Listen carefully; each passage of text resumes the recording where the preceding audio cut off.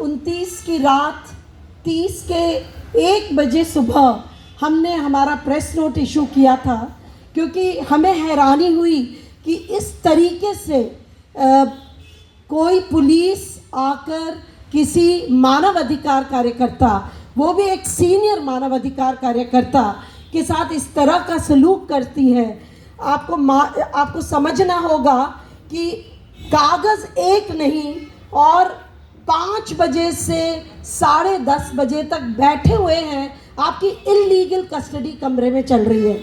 और जब वहाँ के वकीलों ने कहा ये नहीं होने देंगे, हम आपको नहीं जाने देंगे, और उनके भाई स्थानीय थाने में जाके उन्होंने रिपोर्ट किया कि ये पुलिस आके मेरे भाई को बिना कोई कागज़ किडनैप करना चाहती, तो स्थानीय बैंगलोर पुलिस वहाँ पहुँची और वकील भी सारे पहुँचे। फिर जाके जो पहले हम CRPC में सेक्शन 41A नोटिस बोलते थे, जो निज़ाम पाशा जी ने पहले हमें बता दिया है कि आपको नोटिस दे के बुला के आपसे बात करेंगे, आपसे पूछा जाएगा। जब 3 साल से कम अपराध की सज़ा है तो आपको बुलाया जाएगा।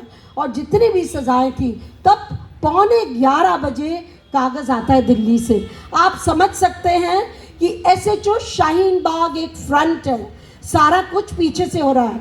अगर मेरी FIR 1248 दिल्ली में दर्ज होती है, मैं कैसे 5 बजे बैंगलोर के फ्रेजर टाउन पहुंच सकती हूँ? आप बताइए। मैं तो जयपुर, जो और भी 200 किलोमीटर दूर है, 225, तब भी इतना वक्त लग जाता है।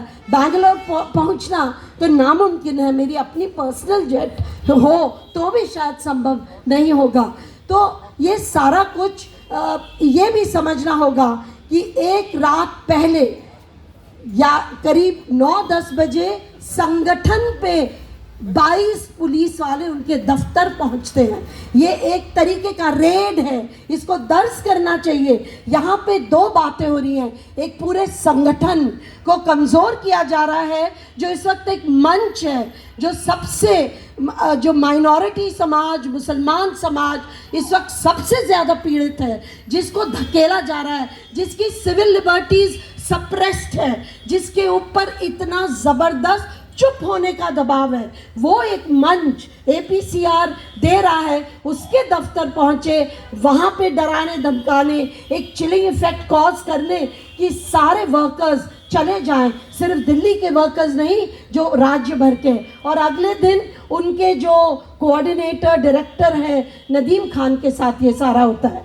आपको हैरानी होगी कि जब कागज़ दे दिया और उनसे बोला ठीक है 30 माने संडे की 1 बजे तक आपको हमारे से बात करनी है, तो दिल्ली पुलिस संडे भी रही, कल मंडे भी रही और अब निकली होगी जब प्रोटेक्शन दिया है।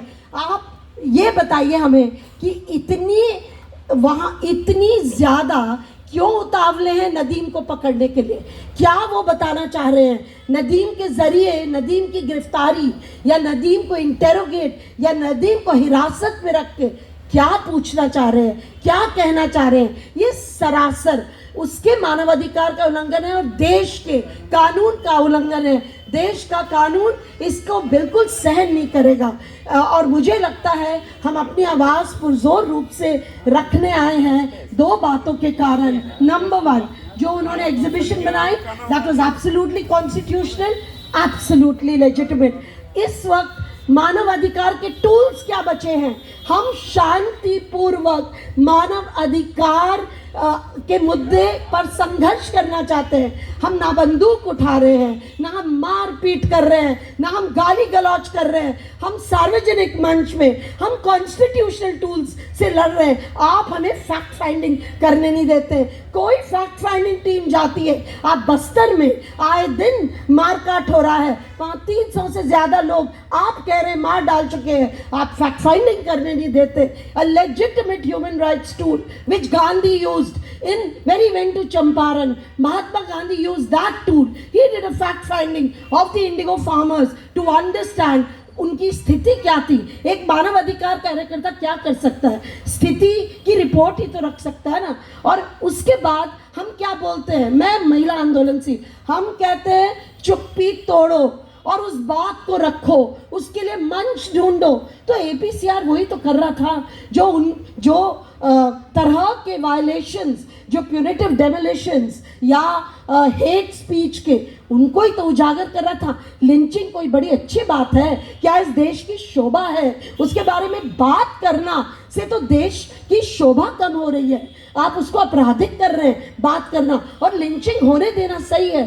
तो मुझे लगता है इस वक्त व्हाट इज, और ये आपके लिए भी है, सारे मीडिया जगत के लिए है, और वो लोग जो लिखने पढ़ने वाले लोग हैं, आपके लेजिटिमेट ह्यूमन राइट्स टूल्स को to talk about it, to broadcast it, to investigate, to publish, उसको आपको कमज़ोर करना जा रहा है। और कल आपको अदालत जाने से भी रोका जाएगा।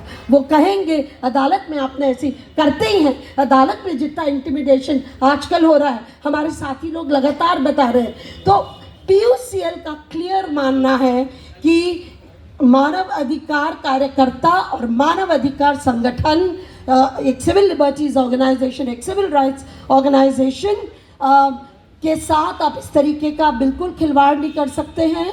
आप उनको आपराधिक कृत्य में नहीं रख सकते हैं। हमारे पीयूसीएल के वाइस प्रेसिडेंट शायद पहली गिरफ्तारी for dissent, for exposing what the state was doing 2007 में सल्वा जुडूम को एक्सपोज करने की पहली report, when the state makes war on its own people, और विनायक सेन की गिरफ्तारी 2007 में हुई। मुझे लगता है हमने उसको सहा है, उस नाइंसाफ़ी को सही है। विनायक सेन के बाद सीमा आज़ाद, और उसके बाद सुधा भारद्वाज, स्टैन स्वामी, हम लगातार सह रहे हैं इस चीज़ को। तो ये केवल हमारी बात नहीं है, ये सब लोगों की बात है, एक एक कार्यकर्ता की बात है जो इस वक्त अपनी आवाज़ खोल रहा है। आपने इस माहौल में डर बना के रख दिया है, आप हमको बोलने नहीं देते, और जो निडर होके बोलता है आप उसको जेलों के पीछे सलाखों में रखना चाहते हैं। हम अपनी चुप्पी तोड़ेंगे, हम निडर होके बोलेंगे, आप हमको रोकेंगे, हम आपसे लड़ेंगे मानव अधिकार कॉन्स्टिट्यूशनल टूल से, लेकिन आप हमको रोकने नहीं देंगे। तो हम चाहते हैं ये पूरी चीज़ एक्चुअली एक्सपोज होनी चाहिए, भाई कौन करवा रहा है, क्योंकि उस एग्जीबिशन में हेट मॉन्गर्स के तहत नरेंद्र मोदी का नाम है, इसलिए आप विवश हो रहे हैं कि कैसे लिख दिया। आप इसलिए भी विवश हो रहे हैं क्योंकि अमित शाह का नाम है। आप क्या इसलिए विवश हो रहे हैं क्योंकि हेमंत बिस्वा शर्मा का नाम है। इन सब के खिलाफ केसेस है। मैंने खुद बांसवाड़ा में जब प्राइम मिनिस्टर नरेंद्र मोदी ने एक भाजपा के लीडर के तहत स्पीच दी थी ऑन मंगलसूत्रा, मैं खुद गई थी एफआईआर दर्ज करने। हम भागे हैं एक जगह से दूसरी जगह, अभी भी पेंडिंग चल रही है बांसवाड़ा में। तो क्या हम दर्ज नहीं कर सकते कि ये स्पीच जो उन्होंने दी ये नफरत की श्रेणी में आती है? तो क्या हम लिखेंगे नहीं? क्या हम उसको बताएंगे नहीं? क्या आप पीयूसीएल अपने क्रॉनिकल से, अपने इतिहास से गायब कर ले वो पत्र, वो सारे पत्राचार कि हमने प्राइम मिनिस्टर नरेंद्र मोदी की बांसवाड़ा की स्पीच को लेके हमने सवाल खड़े करे?